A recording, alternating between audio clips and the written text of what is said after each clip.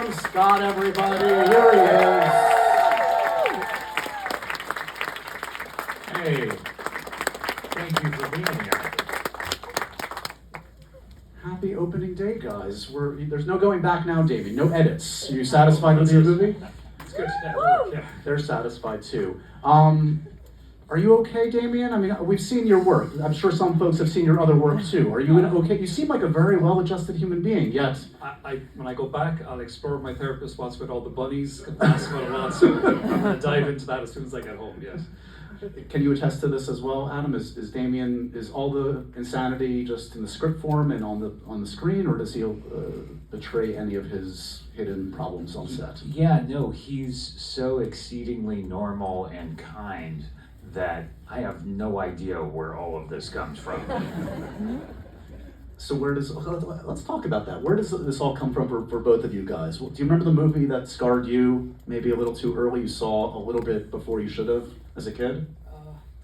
My parents had a VHS rental shop growing up, and my dad was a big science fiction and horror fan, so he would just bring home everything. He's like, "Oh, Alien, yeah, I should watch that." And I'm like, "I'm 6, you know."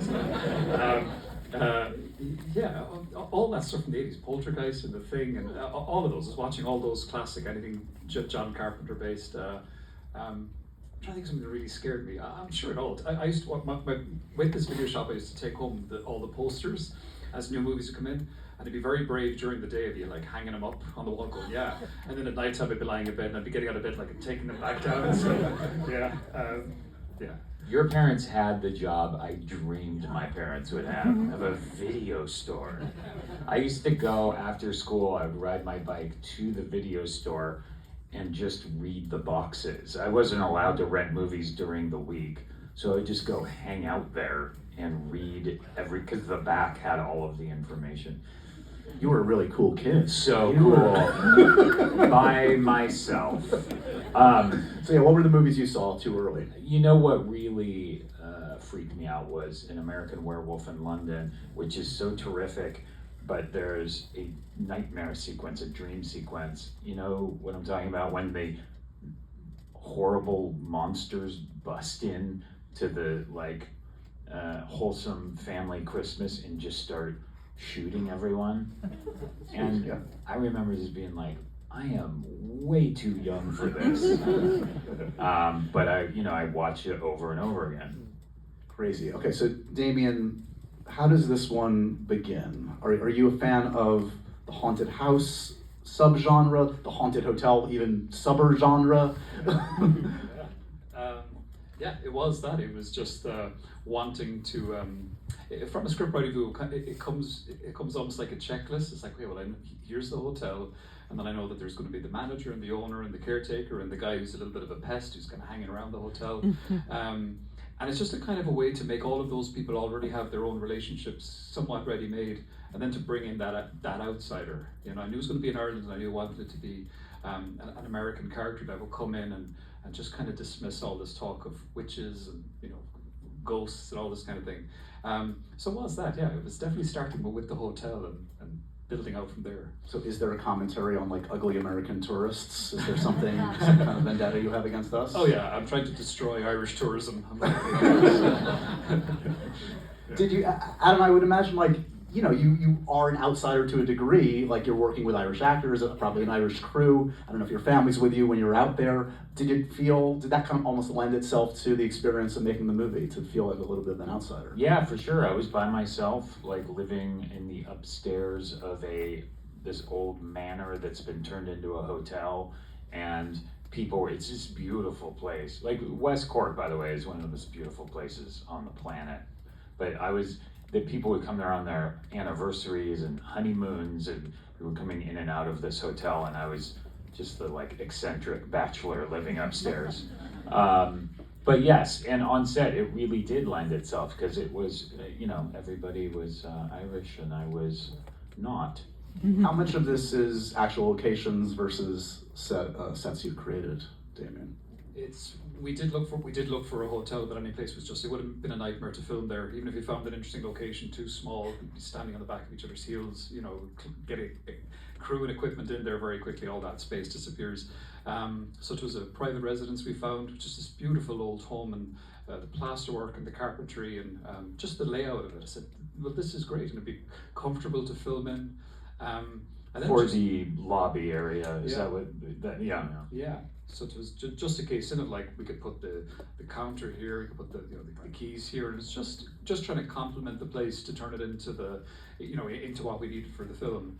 And then we have the West Cork Studios down there, which was just building the honeymoon suite then, because it was going to be no finding that, and that was a lot of fun then of trying to work out this chase sequence in the bedroom and the dumbwaiter and all this kind of stuff. So that was a build, and then everything else was kind of location really.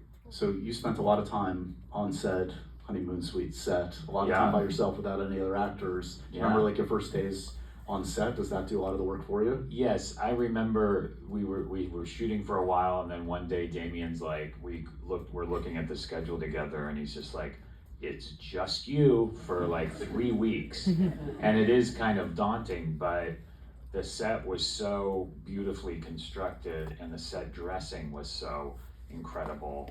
It was almost like, and I've always thought it was so pretentious, and always made fun of like the EPK classic of people being like, yes, Cincinnati is the 6th character in our film. I always thought that was just ridiculous. Like that's meaningless. That doesn't mean anything. But here I was like, this room is kind of like the other character I'm interacting with, because it sort of was. So now I'm the pretentious one. It was inevitable. But it did function as that, and it was really fun actually figuring it all out with Damian and figuring out these little sequences and kind of figuring out the levels of, because it's a lot of time to spend in that room. You don't want it to all feel the same. You got to kind of figure it out. Was it scarier making this movie or going to Coachella with your kids? Coachella was terrifying. I heard you talk about this. You're a little traumatized still. Are you okay? Yeah, I'm fine, Josh. Why are you not looking at me when you say that? I can't look at you. Because I'm just thinking about all those people. Yeah. Yeah, no, it was great. I loved it. So we talked a little bit about kind of influences, but I watch this, you can't help but obviously you think of Kubrick, you think of The Shining. I actually thought of like Barton Fink a little bit when I was watching this. Are those reference points? Are there others that you were bringing up with you at your cast and crew? Those are absolutely spot on. Yeah, Barton Fink as well. Like kind of it's amazing. The Shining was. It's impossible not just to be in Stephen King's shadow anyway. If you didn't tackle any horror subgenre, because he's already done it, there would be no more horror stories. Like he's had a go at everything. But he was just always trying to keep that in mind. That I really love that story and the movie, and it's just. Trying to do the opposite sometimes of what they did. So it's like in The Shining, you've got this really creepy score as Jack Nicholson's making his way to the hotel. So it's like I knew I wanted to show that the hotel is isolated and to show this beautiful countryside as Adam's character is driving towards there. But there's no way I could put in something creepy. So it's like, okay, I'll put in something that's very sweet and pretty and traditionally Irish. And I kind of feel like now I'll get away with it. It's different enough now, So yeah. We were talking before, you guys had the opportunity to screen this at some festivals, South by Southwest, see it with audiences like this. This is an audience movie. This is a movie that I'm so happy this is getting this great theatrical release. You guys are going to spread the good word. But what's it been like for you to see this with a crowd? It's got to be hugely satisfying. Oh, it's amazing. Yeah, it's the best, and you don't know until you're sitting with the crowd and you're watching it. So yeah, I'm filled with dread, and even if it's like I know the film works, I'm very proud of it, because otherwise we would still be working on it, but it's still sitting down and going, I really hope this works. You at least hope it's going to be entertaining or engaging, and that first screening that we attended in South by was amazing. It just felt wonderful after it. And what do you look like during a scary movie? Are you like the hands over the eyes kind of person? Are you? I'm very courageous, so you wouldn't see my hands anywhere near my face. I'm sorry. Can't believe you asked me that question. Now I don't want you to look at me. Never mind. Stop looking at you. No, I get scared. I get very just like, oh my God, oh, no. And that's where it's so fun, is if you can like elicit those feelings. and actually get adrenaline going from a movie. That's really, and it's sort of like that involuntary response to something that you're really after that Damian was really able to harness. It's kind of like comedy, like you're trying to harness like the involuntary response of laughing, and you know, you can pretend to laugh or pretend to be scared easily. We've all done it, but you know when it's real, when you can't control it, that's really special, and it's so fun with a group of people. Do you guys have some questions? Anybody have a question for you? Yeah, let's go right in the middle here. Yeah, go ahead. Yeah. My heart is really still going like 1 million miles an hour. But my question was, I know horror is like its own very complex genre. Like while you were filming it, were there any things you had to improvise or change? Like maybe while you're filming some scenes, or maybe after you filmed something else, something changed, like better bring some of those like jump scares or visuals. So kind of improvising on set. Yeah. Question, yeah. I mean, I storyboard everything. I just think it kind of, just in case I show up on the day and I go blank. It's like, okay, at least I know I did this when I was relaxed, and I kind of have an idea how to, you know, structure the scare, or where to put the camera to try to make it interesting. But then obviously you get on set and it's just, you know, we try not, just because there is scares and you want that feeling that the film has somewhere to go, and it's not just going to be, you know, one level feeling the whole way through. So I think, you know, that's where we would kind of work our way through the scares, and there is always a little bit of improv on set. There's always that thing of like, you have a plan, it's not working, or some other idea will come up, or we'll be talking, we say, oh Joe, you know what would be scarier? It's always kind of the scariest idea wins. So yeah, so it's kind of a mix. You know, you show up with a plan just so you can make your day and have something to do. But then yeah, you just try to stay wide open then when you arrive, and you know, make it as good as it can be on the day. Yeah, good point. I know, I spoke to you last night. Yeah, how are you So it's the 4th time I've seen the movie now. Great. Wonderful. Thank you. But I guess my main question is, obviously throughout a lot of the movies, there's, you know, a lot of different things going on, and obviously that redemption arc and kind of acceptance that happens. I guess for you, Damian, as a director, how did you balance that throughout the movie? And Adam, how did you play into that as well? Talking about the redemption arc of the character. Yeah. Well, I guess it is in that first act where you're setting up a character that is just not that likable, and you know, you're introducing the audience to someone that you kind of hope. I'm looking forward to seeing this guy getting punished. I can't wait till the witch catches him, and then I guess as you learn what's going on behind him, and that he's so you know, he's troubled, and there's a reason that he is the way he is. That then, you know, it's kind of the audience who will go on that journey with him. Hopefully that they'll kind of go, actually, I see, I can understand this guy, and I'd like to see him get out of this. I hope he gets away from the witch. I hope he's able to put these things behind him, and that's the arc, I guess. So it is that it's really down to, you know, Adam's amazing performance of being able to balance that between being that unlikable guy, but then kind of, you know, slowly showing very believably that he's troubled and kind of what's happened, and then keeping the audience on his side, and then where he ends up at the end with Albie, and just in kind of how his story changed. I quite like that, because it's not like he's suddenly, you know, Ebenezer Scrooge waking up on Christmas morning going everything, you know, that there's still an edge to him, and he hasn't completely changed. So that was yeah, I mean, that's down to, you know, terrific performance. It was interesting because the redemption story really was like, it was all dependent upon him and how he decided to, whether or not he decided to redeem himself to himself or forgive himself. You know, he had to do that. He wasn't trying to redeem himself in the eyes of a person or a particular set of people. He had to do it, redeem himself in the eyes of himself, and kind of open himself up. And, you know, I thought of it as like him becoming slowly more porous and more able to receive the life that he had given up on, right? This is the only way that would have happened. He wouldn't have been able to find that in any other circumstance, because this is the only place where the chips would fall in a certain way where it would set him up to forgive himself for what he did to his mom. So yeah, so it was an interesting arc that Damian wrote. Let's go, anyone? Yeah, let's go all the way in the back here. Yeah, that's you. No, yeah. Damien, do you have a formula to making your jump scares so effective? Formula behind jump scares, yeah. But again, you know, you'd story, and I love horror movies, and so I mean, I'll try to take inspiration from anywhere. It is that little thing of just trying to drag them out as much as possible, and being aware too that an audience has seen them done so many times, and I kind of think it's a little bit of a game where you go, okay, it's going to start now, and you know at some stage it's coming, and now it's just a matter of when, and you know, when is it going to happen and where is it going to come from. And it's just I think of like, if I was watching this, would I be able to predict it?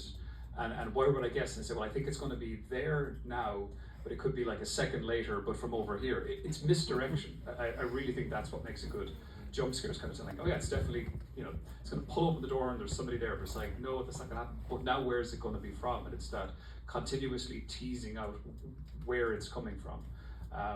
Yeah, it's just, you know, and a lot of it's just gut feeling too, just as a horror fan. You are diabolically good at it. Really cruel. Yeah, let's go over here. Yeah. It seems that is the most antagonistic to people who bring up his writing.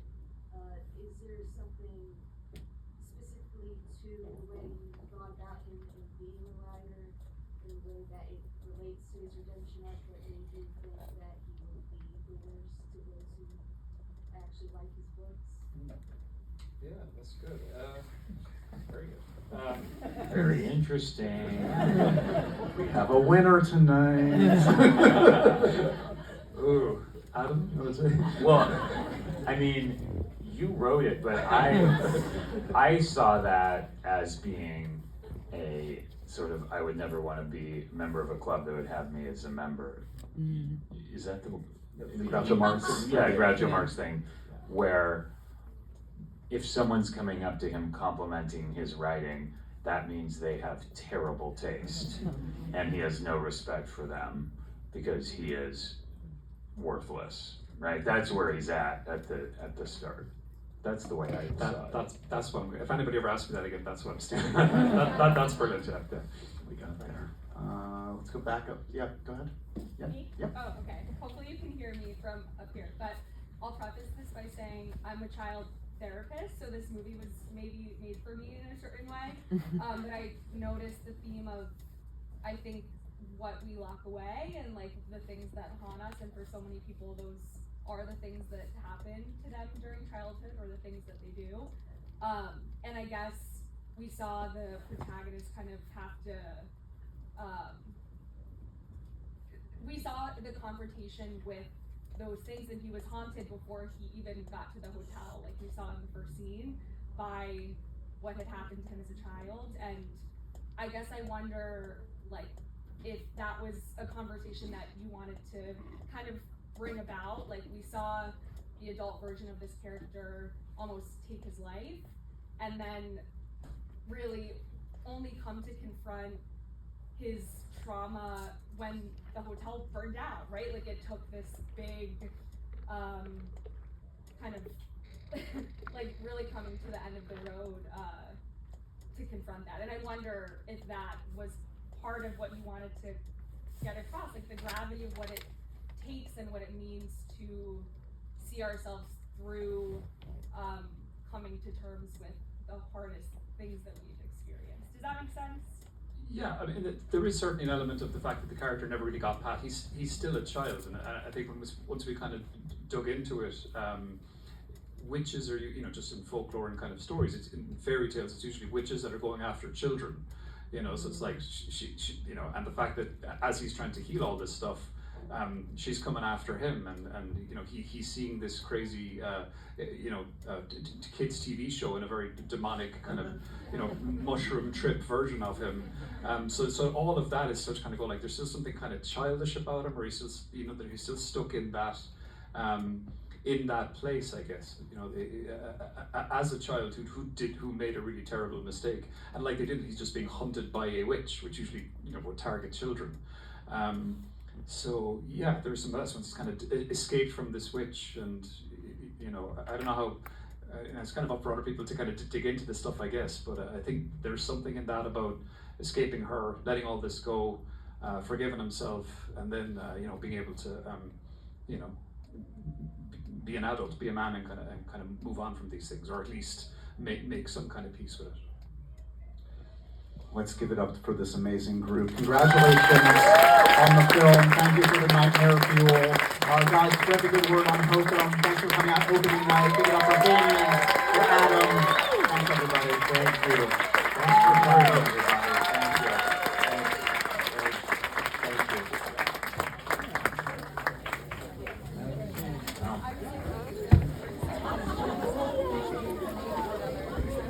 I wasn't planning to. Basically, I was trying to say so you're like it's like a I know. I just don't it's like the amount of things like in the board game, sometimes just running from like running from their childhood. Yeah. And it's like he's running from the Running witch, but from like his childhood from work. Yeah, but I didn't even put together that. yeah, no, I'm glad I gave him the first night. Yeah. Julia! I did. I thought it was great. Oh, cool. I thought in the mom like talked to us, that's a little I a little on the nose, but like I did tear up. I teared up, Julia. I teared up.